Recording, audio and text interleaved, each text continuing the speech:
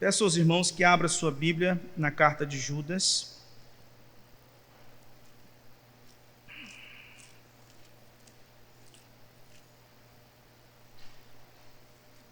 Nos versículos 12 e 13. Nós temos feito exposições nessa carta. Demos uma pausa no domingo passado para falarmos sobre questões referentes ao período do Natal. E vamos dar sequência.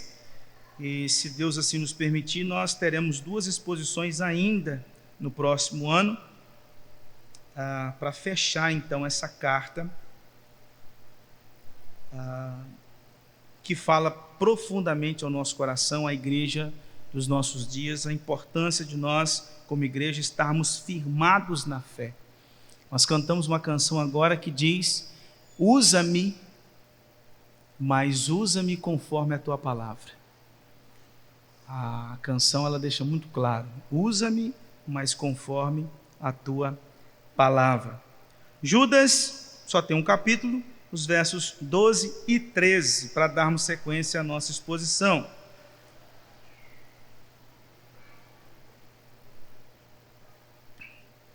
Eu farei a leitura e os irmãos estejam acompanhando. Assim diz a palavra do nosso Deus: estes homens são como rochas submersas em vossas festas de fraternidade, banqueando-se juntos sem qualquer recato, pastores que a si mesmos se apacentam, nuvens sem água impelidas pelos ventos, árvores em plena estação dos frutos, destes desprovidas, duplamente mortas, desarraigadas, ondas bravias do mar, que espumam as suas próprias sujidades, estrelas errantes, para as quais tem sido guardada a negridão das trevas para sempre. Irmãos, nós estamos aí terminando o ano de 2025, e uma das coisas que nós temos já agendada para o ano de 2026 são as eleições nacionais. Teremos a Copa do Mundo, esperamos que o Brasil chegue na final e seja campeão, mas depois, no final do ano, nós teremos as eleições. Teremos que eleger presidente da República, governador de estado, senadores, deputados federais, deputados estaduais. Muita gente já se tornou pré-candidato, muita gente ainda vai aparecer, mas a grande verdade é que o ano que vem é um ano que, geralmente, por conta de tudo aquilo que tem acontecido nos últimos tempos, vai gerar uma espécie de polarização na nação brasileira. E eu vi recentemente até uma postagem na rede social assim: aproveite a ceia de Natal desse ano, porque o ano que vem tem política. O que tem a ver essa introdução com o tema ao texto que nós lemos? Porque geralmente os péssimos políticos, porque nós não podemos generalizar, os péssimos políticos são aqueles que amanhã que eu digo o ano que vem, eles estarão nas ruas, eles tomarão café com as pessoas, eles abraçarão mendigos,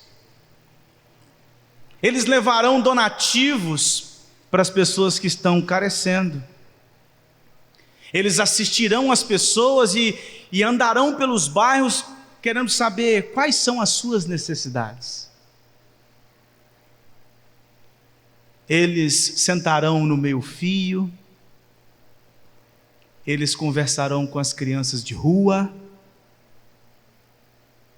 eles irão nas creches, me desculpe aqui o palavreado, pegarão aquelas crianças catarrentas no colo, limpará o catarro das crianças com as suas gravatas,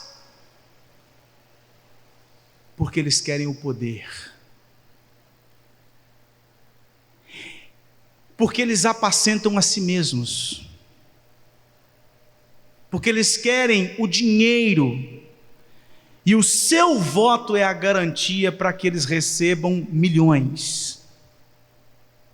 O seu voto é a garantia que eles tenham o poder.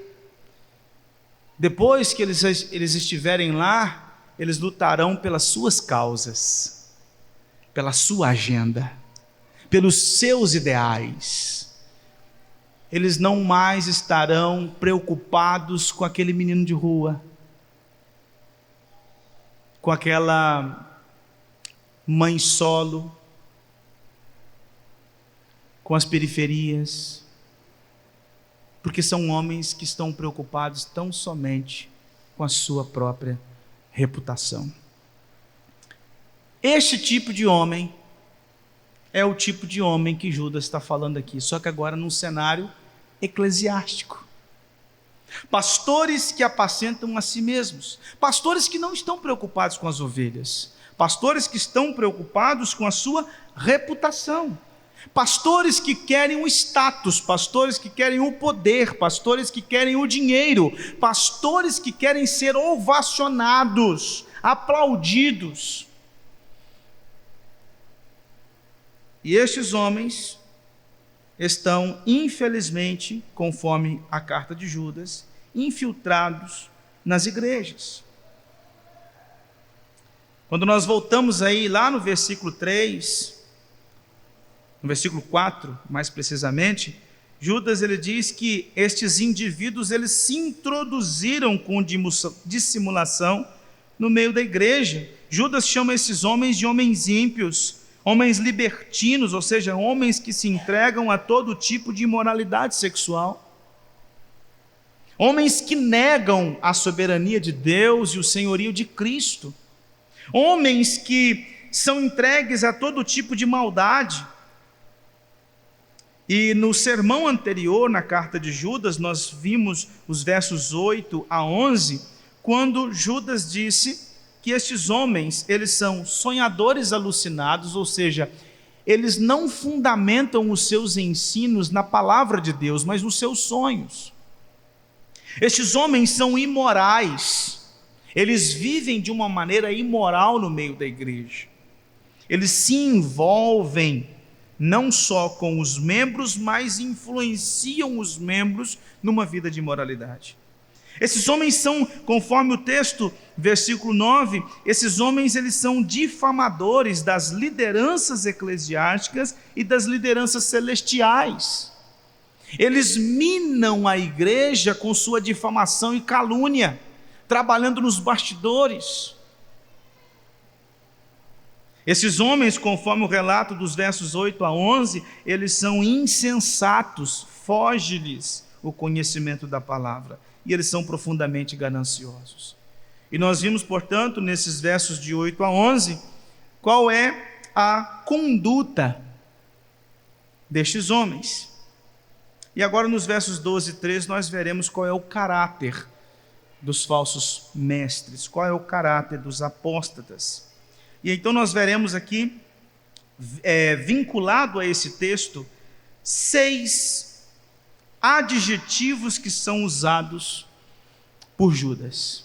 6 adjetivos se referindo a esses homens que são completamente imorais, difamadores, sonhadores alucinados, insensatos e gananciosos. Judas não tem medo, não tem receio e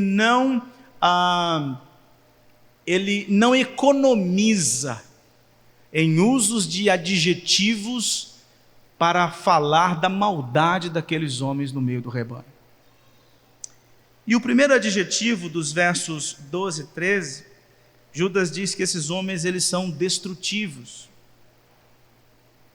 Veja aí a primeira parte do verso 12.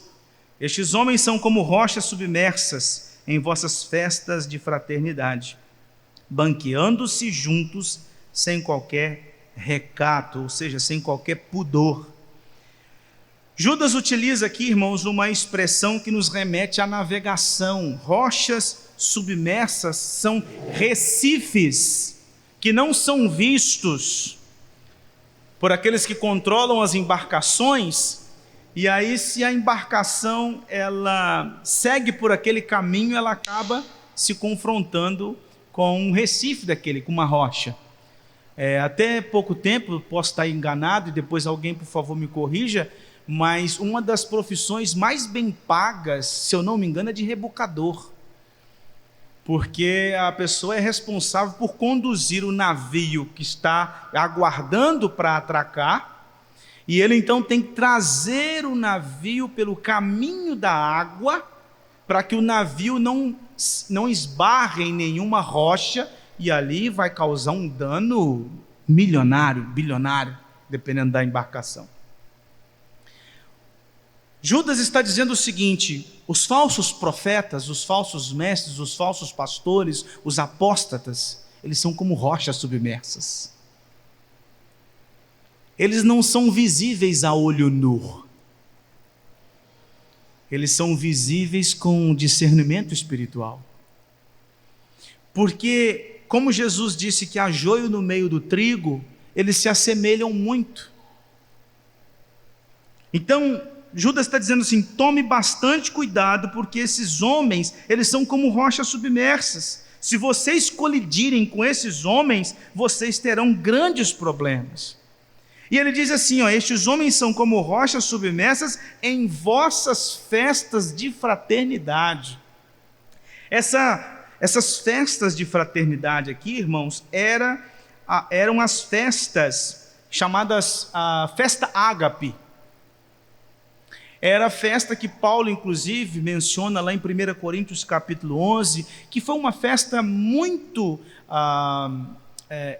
realizada pelos cristãos ali do 1º, 2º e 3º século.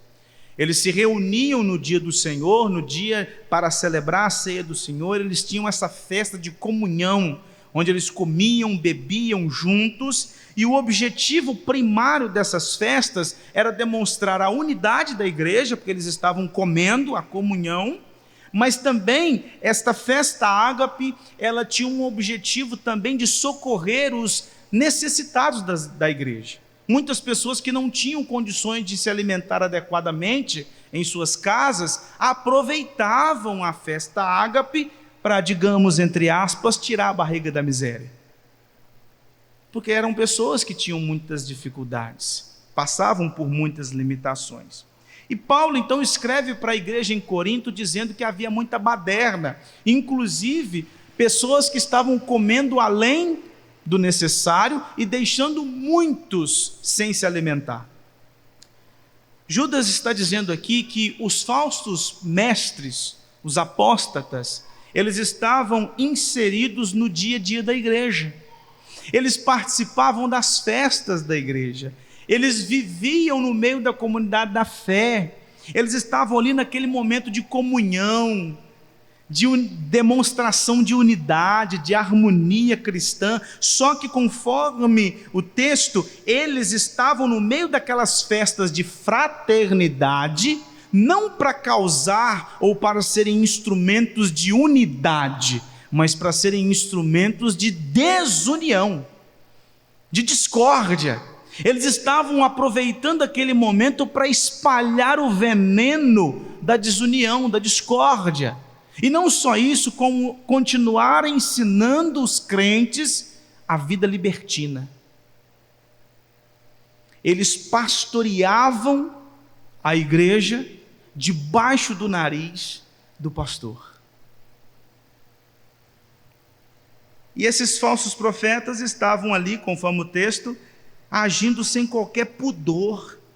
Eles eram abertos quanto ao seu ensino e eram abertos quanto à difamação e à calúnia. Então os falsos apóstolos, os falsos profetas, os falsos mestres, os apóstatas, eram como aqueles políticos que eu me referi aqui na introdução. Até porque quando você desce o seu olho aí, lá para o versículo 16, você vai ler assim, os tais são murmuradores, são descontentes, andando segundo as suas paixões, a sua boca vive propalando grandes arrogâncias, são aduladores dos outros por motivos interesseiros. Então são aquelas pessoas que gostam de levantar a bola das pessoas, sabe? Para ganhar as pessoas. Por isso que são extremamente políticos. Judas está alertando esta igreja a tomar cuidado com esses falsos pastores. Ao mesmo tempo em que, lá em Hebreus capítulo 13, versos 7 a 9, o autor daquela carta diz que a igreja deve honrar os pastores do rebanho de Cristo, aqueles que de fato foram chamados pelo poder de Deus. Nós lemos assim: lembrai-vos dos vossos guias, os quais vos pregaram a palavra de Deus. Não são homens alucinados, são homens que pregaram a palavra de Deus. E considerando atentamente o fim da sua vida, imitai a fé que tiveram. Jesus Cristo ontem, hoje e sempre, não vos deixeis envolver por doutrinas várias estranhas. Então, irmãos, aqui nós aprendemos em primeiro lugar que a igreja ali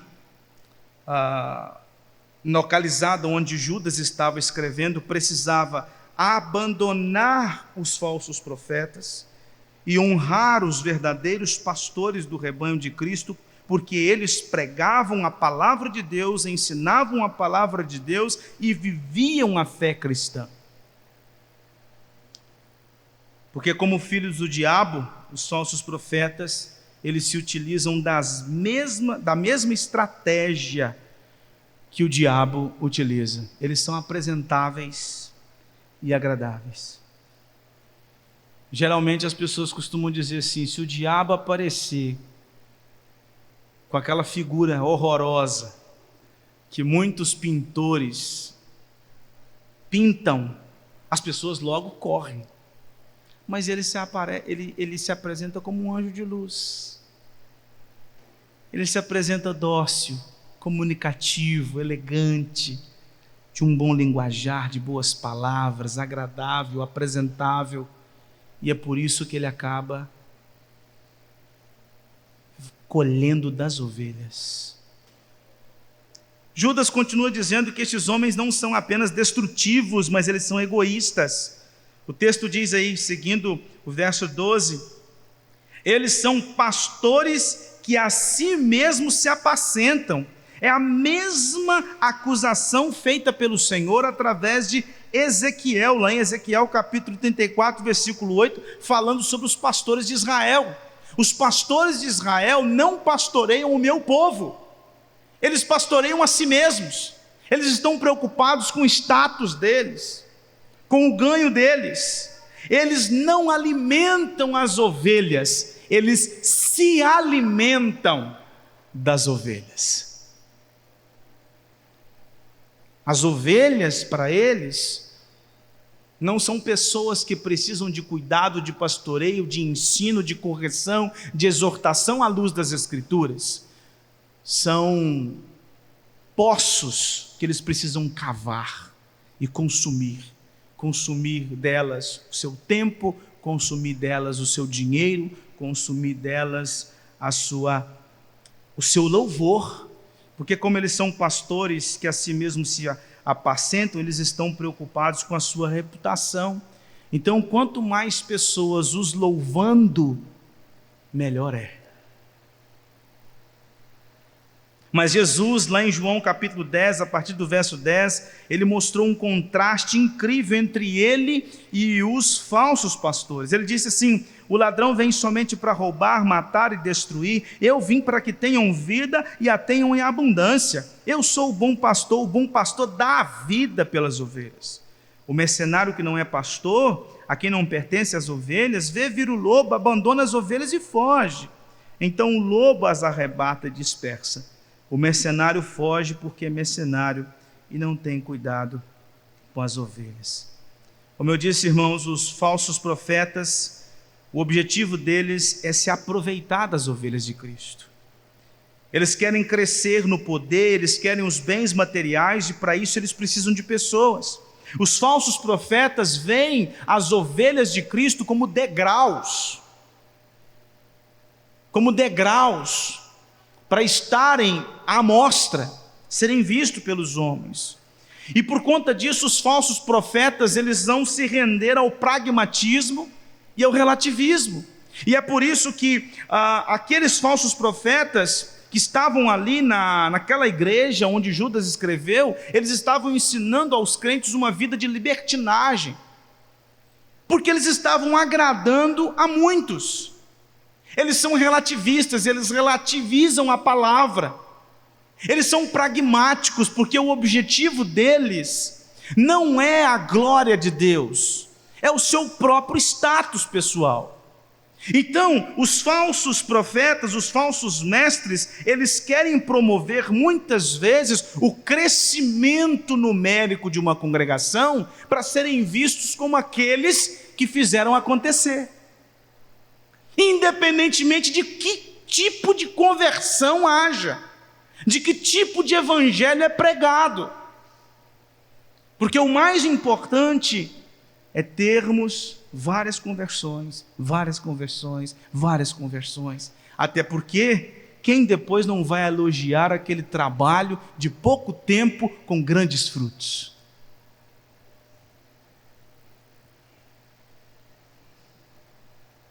Um evangelho ralo, um evangelho libertino, um evangelho pragmático, um evangelho relativista, que Paulo disse aos Gálatas que não é evangelho, mas que promove crescimento, porque, como disse Paulo a Timóteo, ele agrada aos ouvidos.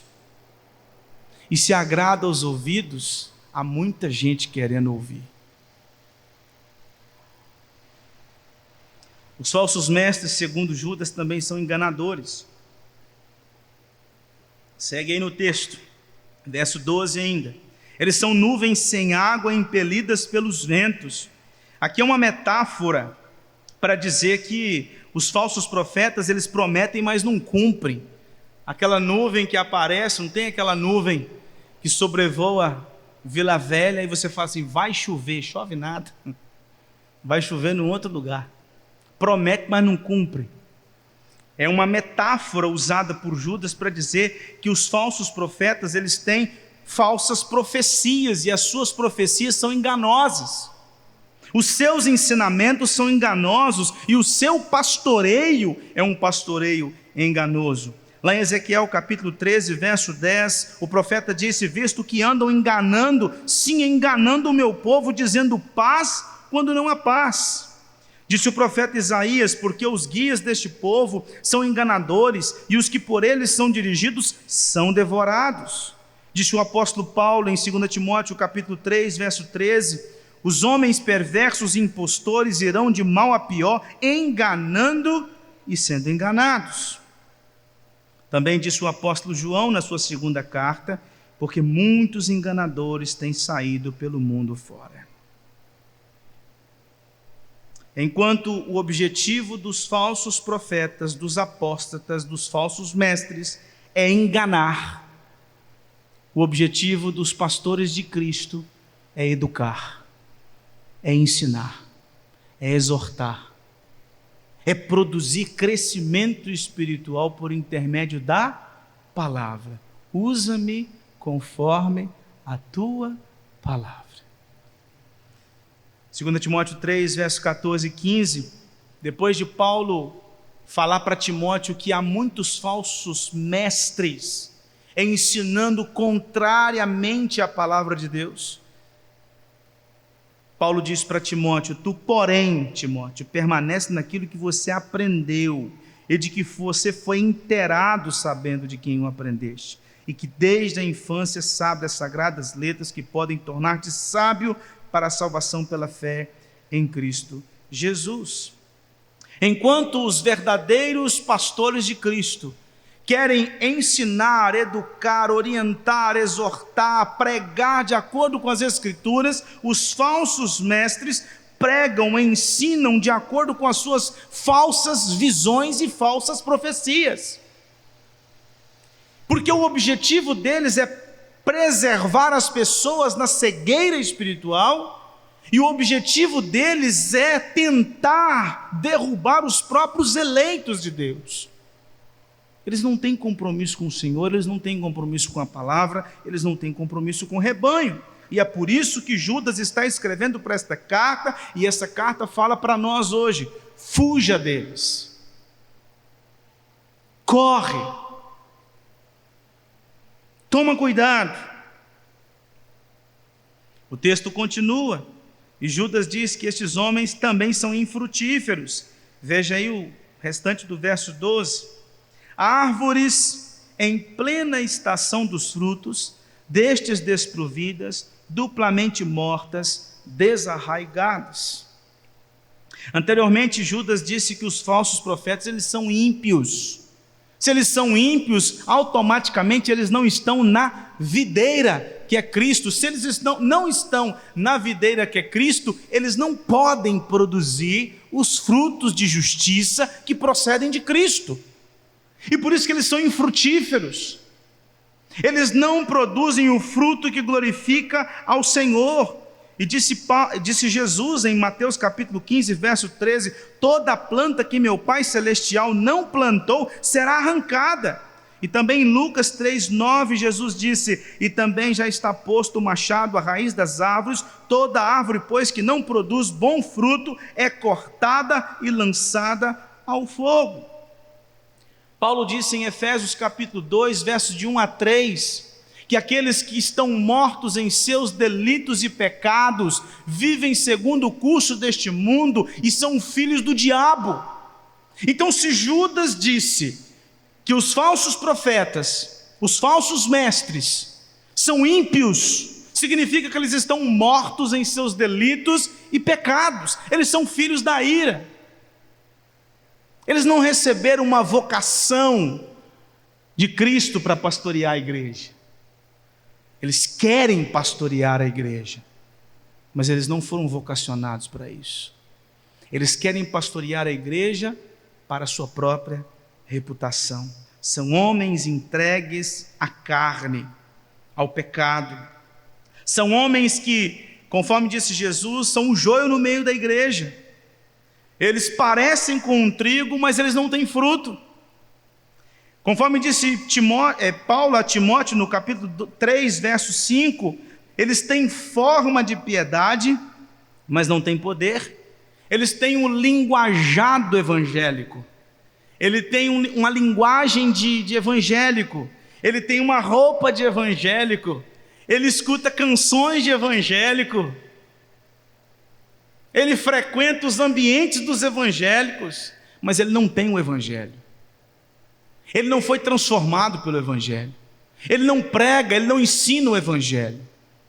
Ele parece, mas não é. E é por isso que a igreja precisa de discernimento espiritual. Muitas igrejas pelo Brasil afora, pelo mundo afora, foram destruídas por homens no púlpito, pregando contra a palavra do Senhor. Hoje nós temos no Brasil homens que declaram de púlpito que nós não podemos jamais condenar os homossexuais por uma meia dúzia de versículos bíblicos. Isso é libertinagem. Isso é completa libertinagem. A igreja presbiteriana no Brasil, na década de 80, tinha talvez um dos maiores pregadores que o Brasil já viu. Hoje é um homem que declara que a Escritura não é a palavra de Deus. É um homem que também acredita que não é possível condenar homossexuais por causa de certos versículos bíblicos.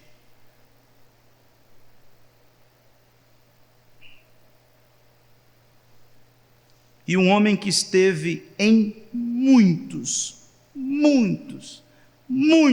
púlpitos pelo Brasil afora. Um homem que até hoje tem uma legião de pessoas que foram presbiterianos, inclusive naquela época, e que julgam este homem como um injustiçado pela igreja presbiteriana do Brasil.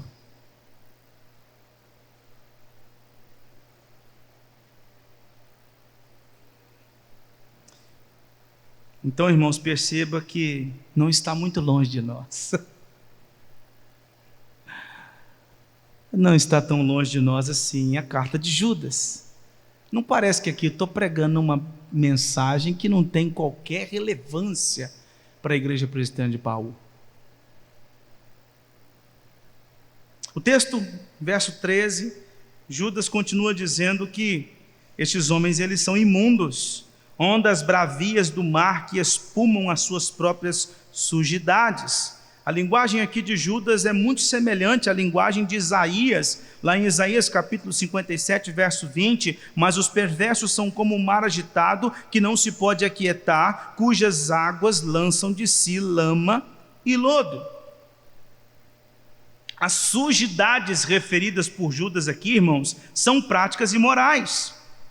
Eles não só ensinavam a imoralidade, a libertinagem para os membros, como eles viviam daquela forma. Como eles se envolviam com as mulheres da igreja, com os homens da igreja, com as crianças da igreja. Homens extremamente imorais.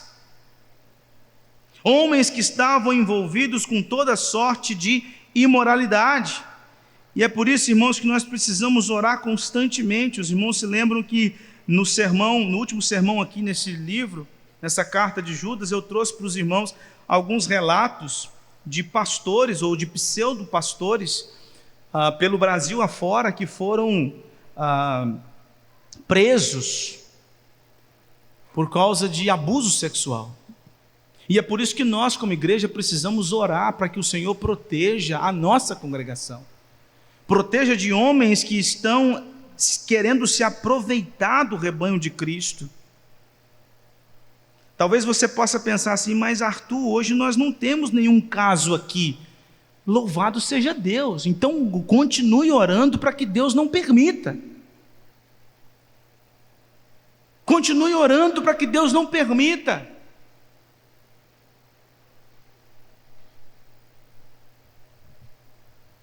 Isso não está longe, irmãos. Isso não está longe de nós.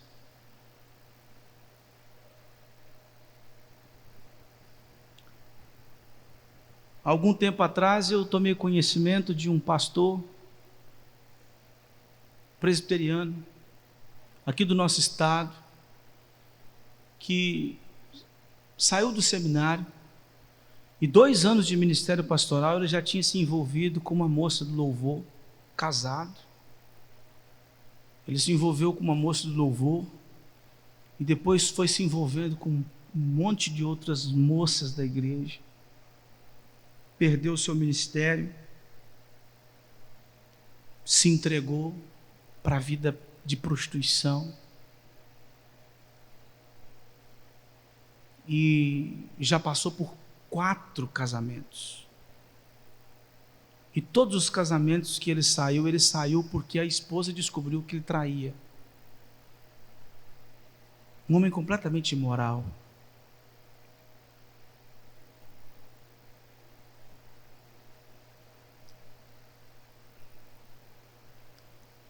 Judas continua dizendo, e aí a última parte, dizendo que esses homens eles são indignos de confiança. Estrelas errantes, para as quais tem sido guardada a negridão das trevas para sempre. Estrelas errantes aqui, irmãos, são aquelas estrelas que a gente chama de estrelas cadentes. Ela risca o céu, tem aquela beleza toda, mas daqui a pouco some. Tem um brilho pequeno, rápido. Não é constante. É um brilho passageiro. E Judas está aqui dizendo que a glória dos falsos mestres, ela é passageira. Talvez o objetivo de Judas aqui seja nos confortar, como Asaf fez no seu Salmo 73. Porque talvez nós possamos olhar para falsos profetas, falsos apóstolos, apóstatas, falsos pastores do nosso tempo e pensar, por que eles são prósperos? Por que a igreja deles cresce? Por que eles têm uma receita tal? Por que o ministério deles é tão famoso? E aí talvez Judas esteja nos fazendo lembrar que eles se perderão nas trevas. eles terão um brilho passageiro, mas o ministério deles é de pouca duração. Por mais que eles sejam prósperos, o fim estará próximo. Lá em Mateus capítulo 7, versos 21 a 23, Jesus disse: nem todo o que me diz Senhor, Senhor, entrará no reino dos céus, mas aquele que faz a vontade de meu Pai que está nos céus. Muitos naquele dia hão de dizer-me: Senhor, Senhor, porventura não temos nós profetizado em Teu nome, e em Teu nome não expelimos demônios, e em Teu nome não fizemos muitos milagres? Então lhes direi explicitamente: nunca vos conheci, apartai-vos de mim, os que praticais a iniquidade. Esses homens, eles são indignos, irmãos, de confiança, porque eles não são filhos de Deus, eles são filhos do diabo. E eles estarão no mesmo lugar do diabo e dos seus anjos.